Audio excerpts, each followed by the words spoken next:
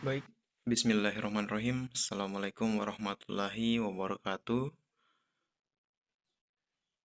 Baik, pada kesempatan kali ini, eh, saya akan perkenalkan sebelumnya. Saya atas nama Laude Harmono, NIM R1C1240038, jurusan Teknik Geologi angkatan 2024. Pada kesempatan kali ini, saya akan mempresentasikan ataupun membahas mengenai materi mata kuliah petrologi berupa klasifikasi batuan sedimen. Nah, langsung saja. Nah, klasifikasi batuan sedimen itu ada banyak jenis, di mana batuan sedimen itu ada dua jenis, yaitu batuan sedimen klastik dan juga batuan sedimen karbonat. Nah, pertama jenis klasifikasi yang digunakan adalah klasifikasi Volk tahun 1959. Jadi klasifikasi Volk ini itu membagi batuan khususnya untuk batuan sedimen karbonat berdasarkan jenis butiran, matriks, ya jenis butiran dan juga matriks. Nah, di mana kelompok utamanya itu ada tiga, yaitu allochemical, microcrystalline, dan juga bioherm. Nah, ini contohnya, ini dia adalah gabungan antara dua parameter, ya misalnya ini ada O sparit, ya itu adalah material olit plus dominasi mineral sparit.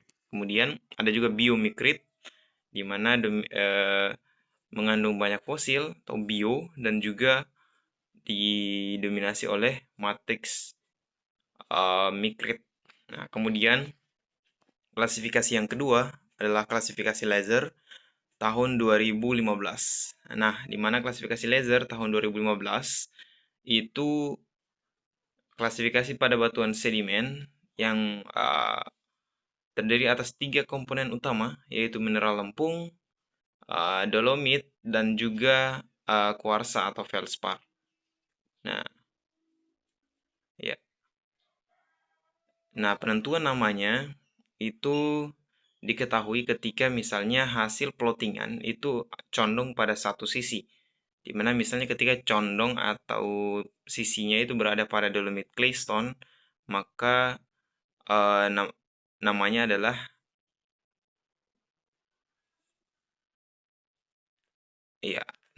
dolomit claystone. Jika misalnya dia hasil plotting dari klasifikasi itu berada pada uh, posisi dolomit dan ada di sebelah kanan, sebelah kiri, nah itu sebelah kiri bawah itu namanya adalah dolomikrit. Ya, ini mana intinya komposisi mineral itu akan menentukan jenis dari batuan sedimen yang menjadi nama dari batuan tersebut. Kemudian yang ketiga adalah klasifikasi Woodcock and Moore tahun 2008, di mana klasifikasi ini itu adalah klasifikasi khusus untuk batu breksi dan juga kataklastik, mana ini berupa diagram segitiga atau ternary yang mengklasifikasikan batuan breksi dan kataklastik berdasarkan tiga komponen utama, yaitu large class atau fragmen batuan yang lebih dari 2 mm, smart class atau yang ukurannya 0,1 hingga 2 mm, dan cement atau matrix yang ukurannya kurang dari 0,1 mm. Nah, contoh-contoh jenis batuannya itu adalah ada breksi, crackle breksi, mosaic breksi, coated breksi, dan masih banyak lagi. Ya, di mana cara untuk membaca diagramnya itu sama seperti sebelumnya juga, di mana ketika presentasi mineralnya sudah diketahui, maka selanjutnya adalah plotting pada diagram tersebut. Nah, ketika sudah diplot, maka akan ada titik temu dan titik temu tersebut akan kemudian kita baca dan kita ketahui nama jadi batuannya. Kemudian yang keempat adalah klasifikasi Shepard tahun 1954. Nah, klasifikasi Shepard 1954 ini adalah klasifikasi untuk batuan sedimen karbonat yang terdiri atas dua segitiga yang mengklasifikasikan batuan berdasarkan komposisi yang bagian atas, ya segitiga di atas itu komponennya ada karbonat, ada volcanic grain, dan juga biogenic silica. Nah, contoh-contoh jenis batuannya itu adalah limestone atau marlstone dan calcareous claystone. Ada porcelainite, ada modifier. Kemudian segitiga bagian bawah itu komponennya terdiri atas sand atau pasir, silt atau lanau, dan clay atau lempung. Contoh jenis batuannya adalah batu pasir, batu lanau, dan juga batu lempung. Kemudian adalah juga tambahan seperti mudstone atau campuran dari lanau dan lempung. Ada juga nama-nama yang lain seperti sandy siltstone dan juga clayey sandstone. Nah, cara membacanya juga sama seperti sebelumnya, ya. Tentukan komposisi material berdasarkan persentase, kemudian plotting diagram, dan kita baca dan identifikasi jenis batunya. Kemudian kelima, klasifikasi RP Kusumadinata. Jadi klasifikasi ini itu membagi batuan sedimen berdasarkan proses sedimentasi. Terbagi menjadi 6, yaitu detritus kasar, detritus halus, karbonat, ya, silika, batu bara, dan juga evaporit. Contoh detritus kasar itu dia adalah breksi, konglomerat, dan batu pasir. Kemudian detritus halus itu dia contohnya adalah lanau, lempung, dan juga serpih. Kalau karbonat itu dia terbentuk dari sedimentasi kimiawi dan organik. Contohnya seperti dolomit, batu gamping, dan masih banyak lagi. Kemudian sedimen silika, ada chert atau rijang, ada dilarit, juga ada fosforit. Ini kalau batu bara, contohnya banyak ya, seperti gambut, bituminus, hingga antrasit. Kemudian ada golongan evaporit, contohnya seperti gips, anhidrit, dan juga batu garam. Nah, kemudian klasifikasi ke-6 adalah Raymond tahun 2006.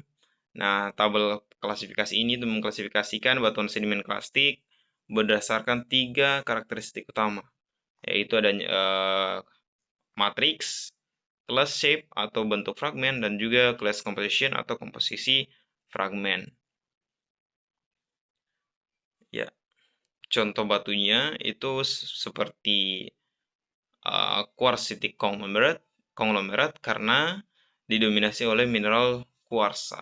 Kemudian ada diamicrit itu berupa batuan yang dengan fragmen bersudut atau menyudut dan matriks di dalam matriks lumpur. Kemudian klasifikasi Grabau tahun 1904. Nah, klasifikasi ini itu adalah klasifikasi batuan sedimen karbonat yang membagi jenis batuan tersebut berdasarkan ukuran butirnya, di mana terdiri atas 3 jenis, yaitu kalsirudit, ukurannya lebih dari 2 mm, kalkarenit, ukurannya 63 nanometer hingga 2 mm.